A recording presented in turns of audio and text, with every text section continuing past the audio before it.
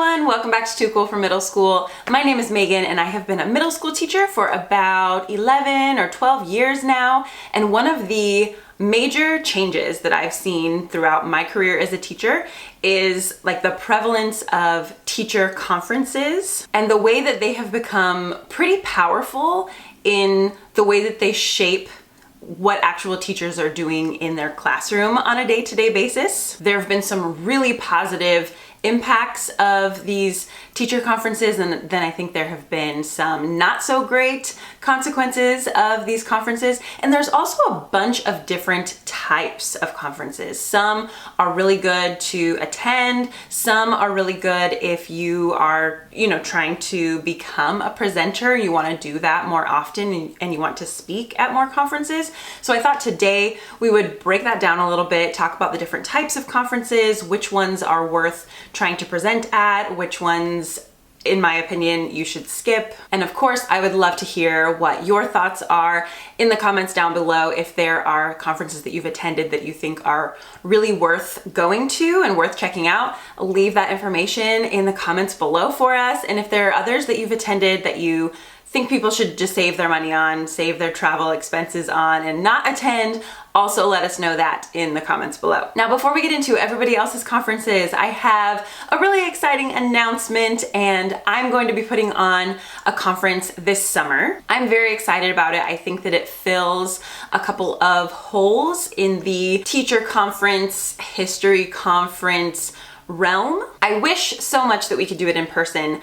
That's not going to work out this time. So it is going to be a virtual conference, which makes it more accessible to people and it's much more affordable for people to attend, and you won't have to travel or anything like that. So it's going to be a one-day history teacher conference called the Brave History Conference. If you remember Latanya and Stacy and Zarina and I talking about the Brave Teaching Conference, that was put on hold because of the pandemic, and we would love to get that up and running again. I think that one it needs to be in person, like the content of it and the whole vibe of it and everything just like really needs to be in person. So we're still working on that kind of in the background, but for a history conference with this just very, very specific social studies and history focus, I feel like we can get a lot done in a virtual environment and really help a lot of teachers. And part of that is because the other people who I've asked to work with me on this are just so well qualified and so good at what they do. So I will be presenting on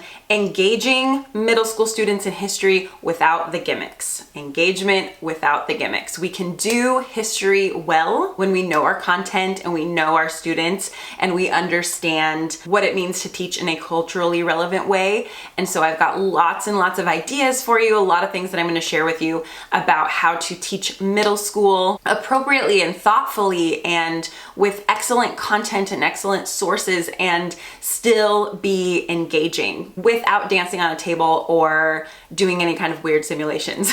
So that's going to be my session. My friend Lauren from Teach to Blossom is going to be doing a similar session, but for high school teachers. She's an amazing high school teacher in Northern California, so her session is going to be awesome.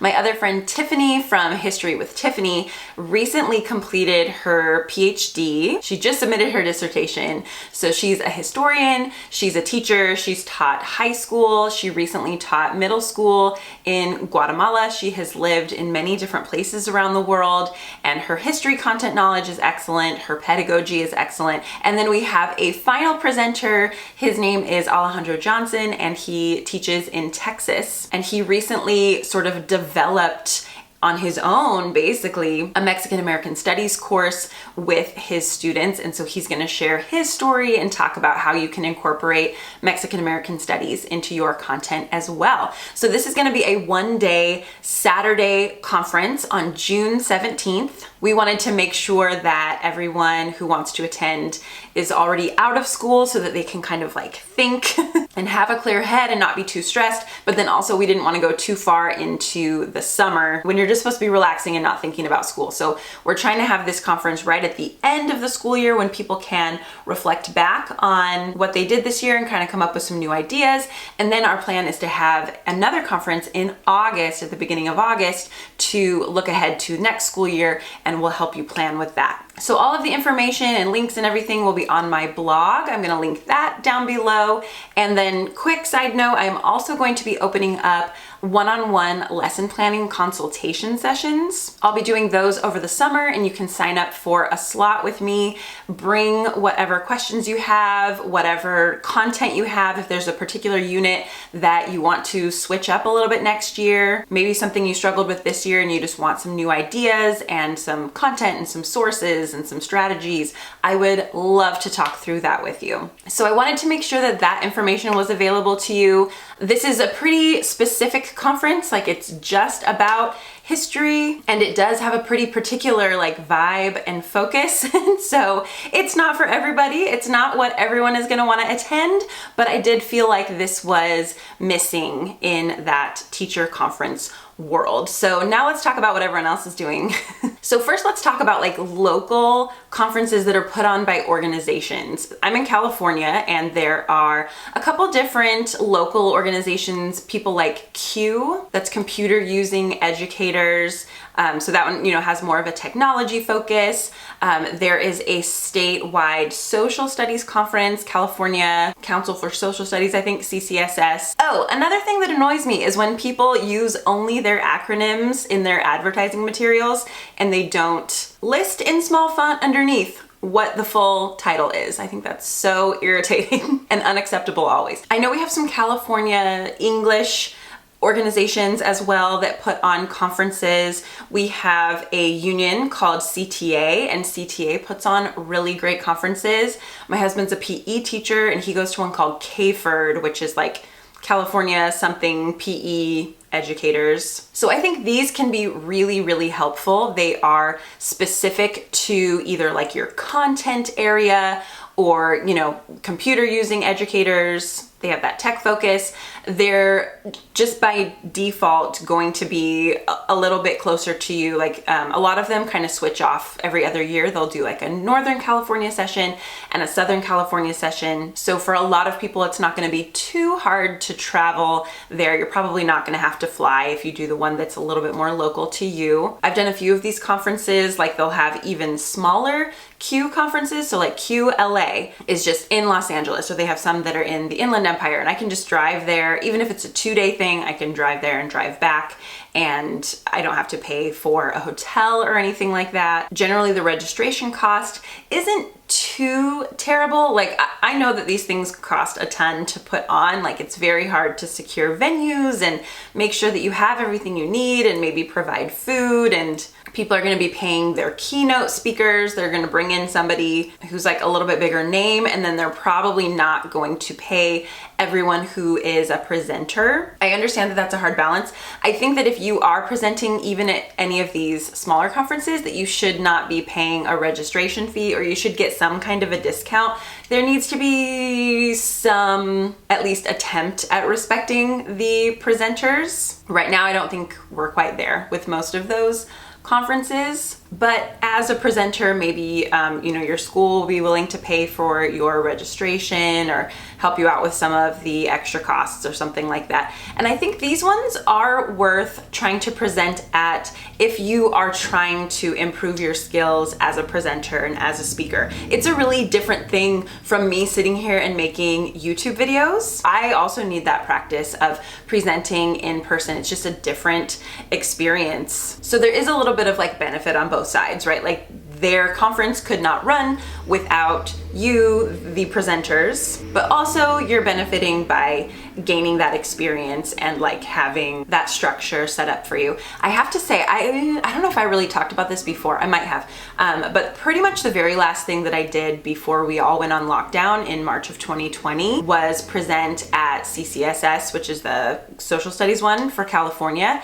And I was concerned for my safety. There was some suggestion that one person attending my sessions might be there for like nefarious reasons because of the things that I talk about, because I talk about Black history and inclusion and culturally relevant teaching and stuff like that. So they provided somebody to look after my safety, and I really, really appreciated that. And so like those are some of the things that you don't necessarily think of when you see people putting on conferences. There's a lot that they have to do. Last year I was supposed to keynote at CCSS, but it was like a week after I had Mariah, and so it didn't happen. I had to back out. But yeah, I think that those conferences can be really good. It's a lot of teachers coming in and just like talking about what they do in their classes.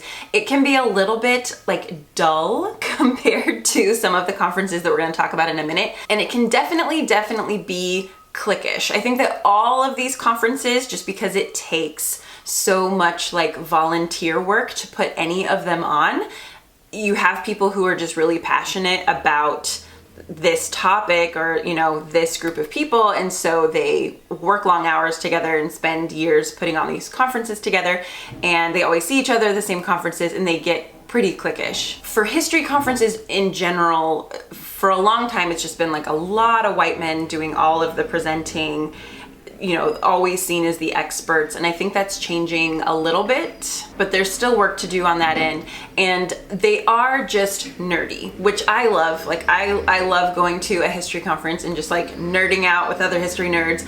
But for somebody who is just like trying to increase their history knowledge a little bit, one of these conferences might be a little bit overwhelming and intense for somebody who's not like fully in the cult. So there are positives and negatives there. The CTA ones, I just want to give a shout out to them. I think they're really good. As a new teacher, I went to the new educator conference, I think it's called. And the union tends to pay for like your first conference, I think. So if you are a new teacher and you're in the union in California, ask your union representative about that conference. And I think they always pay for like a first year teacher to go to the new educator conference. They have a human rights and equity conference. They have an LGBTQ plus issues conference. They have just one called Good Teaching Conference, I think. And so like the organization of CTA is offsetting some of that stuff, and they have people working full time, nailing down the venues and orchestrating the presenters and all that kind of stuff. And so they're able to just do a lot more than like somebody like me who's already a full-time teacher and just trying to like put on my own little conference. They're going to be able to provide something different. So, you've got options. All right. Hello from a different day and a different shirt and different hair and different weather outside that's changing the lighting and everything. When I was importing all of this footage, my 1-year-old Mariah decided to push the off button on my surge protector, which shut down my entire computer and like corrupted everything. So whatever, I'm redoing this second half that I have already done, but this is mom life. So anyway, I don't really remember what I said a week ago, but let's try to continue. I was talking about like professional organizations that put on kind of local conferences. So you probably have statewide organizations that you can be a part of and go to those, yearly conferences, and you can connect with people there because it's probably people, somewhat in your area, and maybe you can collaborate with them a little bit. And it's nice to just go to those conferences and meet people who work in maybe like a similar situation to you and expand your professional network a little bit. They tend to not be like elaborate and exciting and like a vacation vibe. We'll get to those types of conferences in a minute. These ones still maintain a little bit more of like a professional, nerdy, somewhat scholarly atmosphere, but they are different from like academic conferences. So you could also go to those if you're still kind of connected with people publishing like academic research in your field. Maybe you're still connected to the professors that you worked with if you did like a master's degree or a teaching credential or something like that. So that would also be another way that you could do professional conferences. So to summarize, these are good ways to go to conferences for relatively cheap. It's a good way to connect with people around you. These are good ones to present at, even if they probably aren't going to pay you, and they might not even give you free registration. I mean, I don't agree with that, but it's just kind of like how it goes sometimes, and maybe your school can help offset the cost a little bit, but it is a good place to get some practice with public speaking and to meet other educators that do a similar job to you. Also, locally, you might have some kind of like a museum or a university that puts on professional developments or like conferences for teachers. And these can be really, really cool. Also probably very nerdy. And again, I'm kind of thinking more the history side, like they tend to do quite a bit for history. I'm near a place called the Huntington Library, and they put on really amazing history lectures and workshops for educators that are usually free. And then the other day, because it is like an art museum as well, I saw they were doing some really cool like art conferences and workshops for teachers. I think they had like writing workshops and stuff. Around here, we have like a lot of the UCs are doing history and geography projects now. So UCLA, UC Irvine, UC Davis, maybe others put on most often virtual conferences, but I've gone to some of them in person as well. And they're great because they kind of combine scholars, researchers with kind of like master teachers that teach that content, and they kind of double that up a little bit. And again, these are put on like by the university, so they just have a lot more resources at their fingertips. And sometimes they can get grants and things like that that offset the costs. So for teachers, sometimes it's a little bit cheaper. So all of those are going to be fairly affordable and fairly local for you. And I think those are like the first types of options that you should look at. The other options that you have, but it's going to cost a lot more money and just be a much bigger hassle, are national organizations. So a few of the national organizations that I'm a part of or I've seen before, NCTE is like the National Council for Teachers of English, and the organization itself is really, really great. So it usually does cost like a monthly, or not a monthly, but a yearly membership fee to have access to all of their materials. But I would say choose like one or two organizations to be a part of. Don't choose everything, but just pick one or two that you think that their mission aligns with yours and they're going to have resources that could be helpful to you. So the NCTE organization that I'm a part of, that I pay a yearly membership fee to, sends out emails with like book lists and virtual trainings that you can do. They have resources for like what to do if a book in your classroom is banned or challenged. They have all kinds of resources and things that you can do to like learn about how you can approach that. So they have tons of information on their sites, like at your fingertips. So I think they're so useful for that. ISTE is another kind of similar organization. It's international, I think, like International Society for Technology Educators, I'm pretty sure. And you can like take courses through their website. So you can go on there, you can purchase books. They've like curated lists of books about different like technology topics, maybe like AI or digital citizenship or whatever. You can, again, do like self-paced courses. You get, emails from them, like kind of updating you on like what's going on in education. So just being a part of their organizations is good. You could take it to the next level and go to their yearly conferences.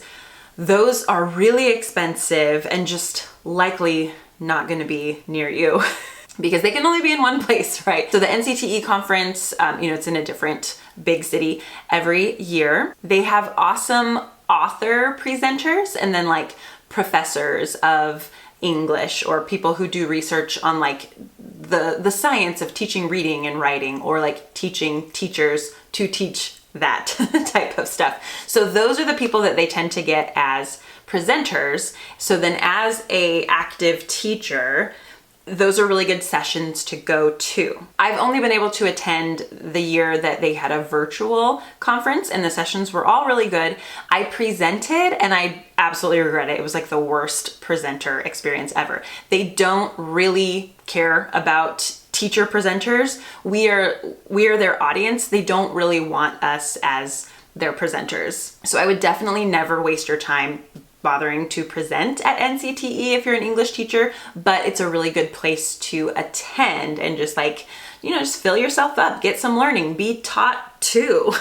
And I would say the same exact thing about ISTE Their conference is gigantic. The last cost breakdown that I saw was like $800 just to attend. Plus you're probably gonna have to fly and pay for a hotel and pay for food and all of that. They probably have good sessions, but again, it is nothing that you would ever want to present at, and they won't even give you any kind of a discount if you're a presenter. Same with NCTE. If they're not even giving you a discount, I don't know. Maybe just don't present. Definitely don't spend like $1,000 to register and travel and just to do work for them. I don't know. It's just weird. I just don't believe in that anymore.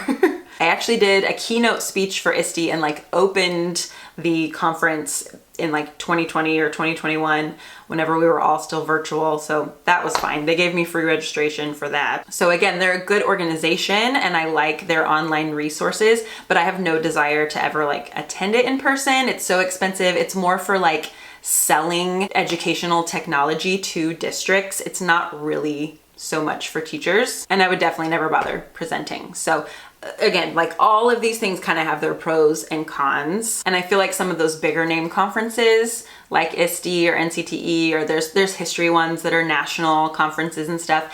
It's kind of like a resume builder, but if you're not building your resume toward anything, like if you're just going to continue to be a teacher, then there's not really a reason to do those. Okay, and your other teacher conference option that has just exploded over the last couple of years are these like kind of edu celebrity conferences like Get Your Teach On or Teach Your Heart Out. And the vibe of these is quite different. So again, it just like depends on what you're looking for. So with the advent of teacher social media, like it was blogs at first. There were these teacher blogs where people got, you know, a following and people were interested in what they had to say, or like teacher YouTube, which I started, or teacher Instagram, which has been around for a while now, like teacher TikTok and all of that. There are these people who become like teacher celebrities, and then there are other teachers who would like to be at a conference where they are and they get to hear them speak in person, they get to meet them, they get to, you know, interact with other teachers that are into the same type of vibe. Like it's less about the content and it's more about the vibe. And I understand the draw and like the reason why people would want to go to these conferences. Initially, they were completely elementary focused. Like this really was not targeted towards me as a middle school teacher or to high school teachers. This was definitely like an elementary school teacher thing only.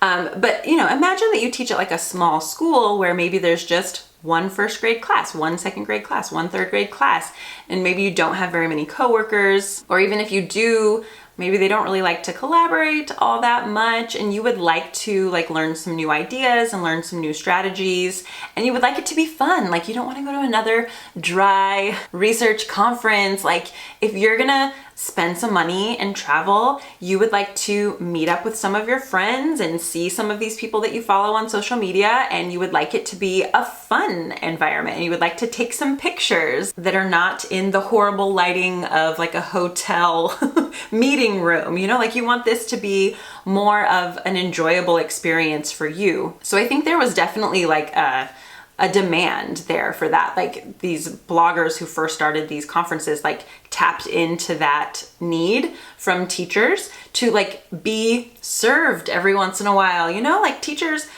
do these room transformations for their students and like take them on field trips and put on events for them, and nobody ever does that for teachers. So a big draw of these conferences is someone took the time to put together a theme and decorations and a photo backdrop and gift bags and t-shirts and stuff for you so that you get to have a fun time. As a disclaimer, I have never attended Get Your Teach On or Teach Your Heart Out. I've just seen lots of content from what they put out. So I can't speak with all that much authority, but just like what I've seen is that when they first started, has it been maybe like, I don't know, 7 years, 8 years, something like that?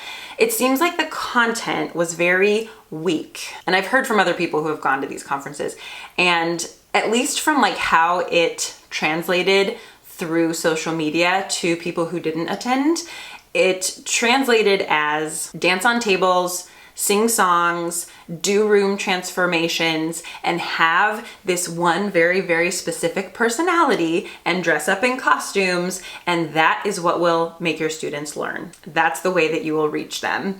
And there are so many problems with that. Like, that is not necessarily solid pedagogy. They had, from what I can see, no sense of like being culturally responsive or like taking into consideration the identity of different teachers or the community in which people taught. But they had a huge audience of people just like seeing the highlight reel from the conferences, and like thousands of teachers being influenced to think that like, oh, I am a bad teacher if I don't do 5 room transformations every single year and dance on tables and wear a costume, and like this is what teaching is. And a lot of times doing those things can be harmful to the students if you're doing them in just like a really uncritical, unthoughtful way and just like putting on a presentation for no reason. And then it causes teachers to burn out. It causes teachers to spend money. It causes them to like compare themselves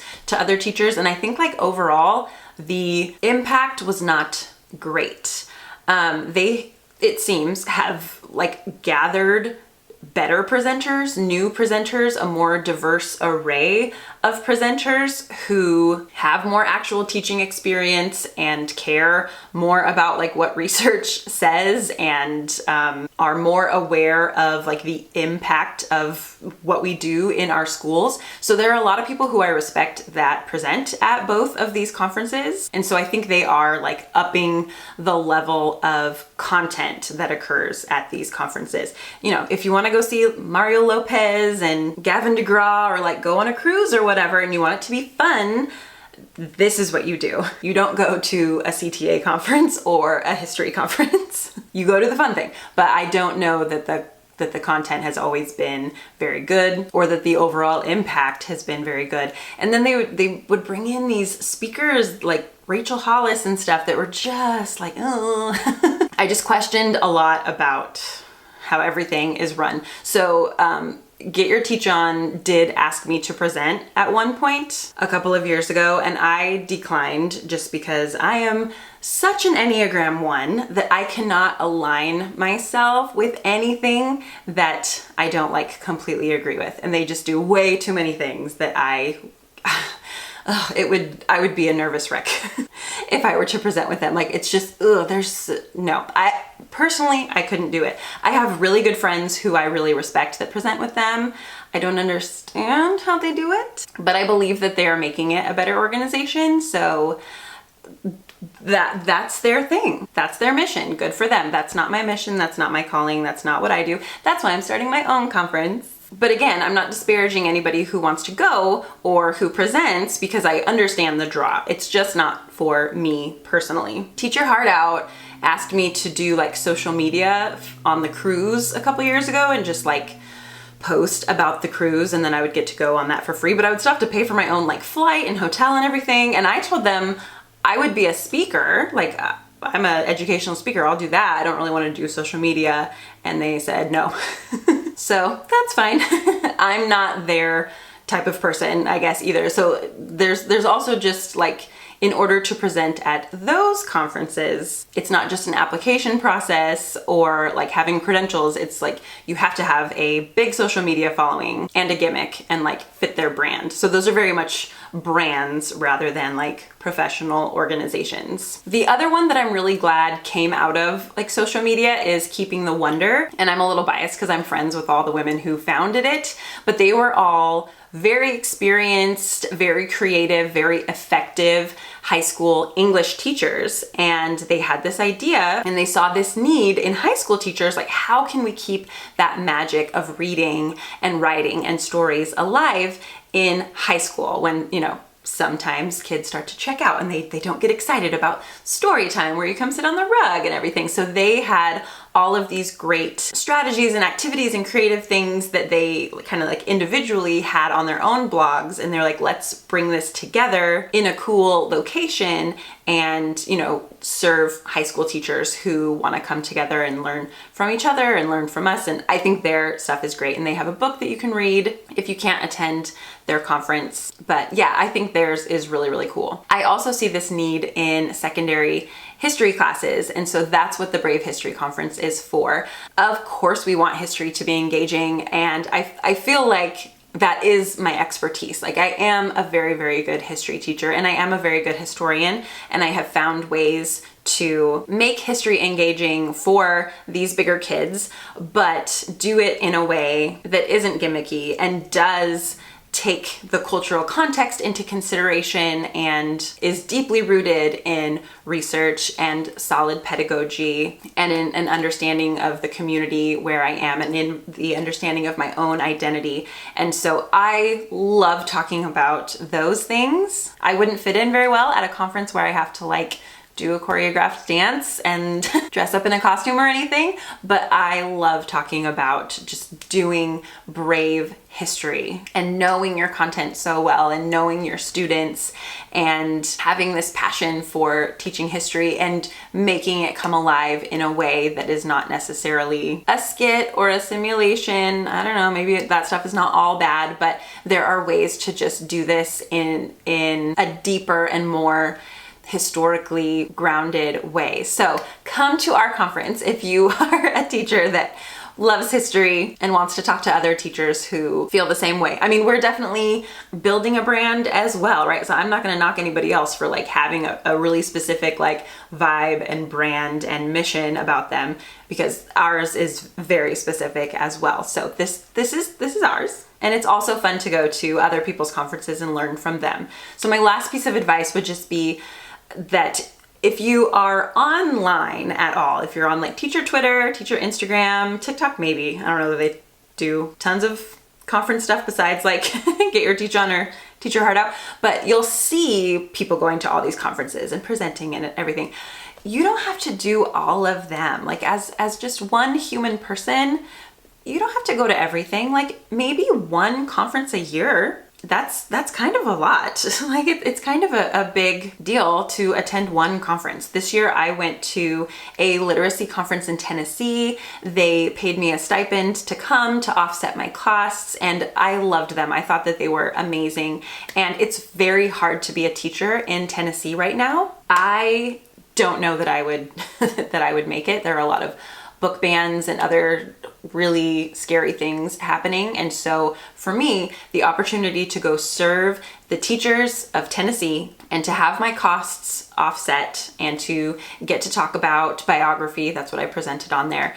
I was absolutely willing to get on a plane and be away from my kids and travel and do that because I love their mission, and I just thought the people who ran it were excellent. But I haven't really gone to any other conferences this year. Like that was my one. There is a local conference coming up. I think it's called Teaching for Justice. Isn't that a magazine though? It is, right? Isn't that what like Teaching Tolerance became? I don't know. It's something at UC Irvine, and a lot of people who I respect are putting it on, and the focus is for Asian American Pacific Islander students and teachers. And the community that I live and work in is mostly Asian American Pacific Islander, and so I specifically need that knowledge and that perspective. Like if that's not your community necessarily, it might not be as essential for you to go to that specific conference. Like you just have to choose the ones that are geared toward the things that you need to learn and focus on at this point in your teaching career, and be willing to just go, listen, absorb some new information, some new research, some new resources, meet a few new people that you can like bounce ideas off of. And you don't have to take it like super, super seriously. You don't have to be at every conference and presenting at every conference and like constantly running. I don't know. I guess some people like doing that, but that sounds stressful to me. And I think I got caught up in that a little bit for a while. And so I would just caution you to not burn yourself out. It's okay. Just, you know, a conference every so often is fine. But it is amazing to learn from other teachers and to get to meet different people. So yeah, I think conferences are a great thing, and I'm glad that there is such a wide array of different types and different purposes and different locations and different vibes and different like intentions for conferences, and you just choose the ones that work for you. So again, feel free to comment down below on whatever you think about all these different conference options, or if there's one that you just absolutely love and you think people should choose it as their one for the year, put that down below. And of course, I will be linking all of the information for the Brave History Conference, and I really, really hope to see you there. I can't wait to Zoom with everybody. We're gonna have opportunities for you guys to ask questions and to collaborate with other teachers who teach your same content and share ideas. And I just think it's gonna be really great. And then hopefully in the future, we can move it into the real world and do a conference IRL. That is the goal. So thank you so much for watching, and I hopefully will see you on June 17th. Bye.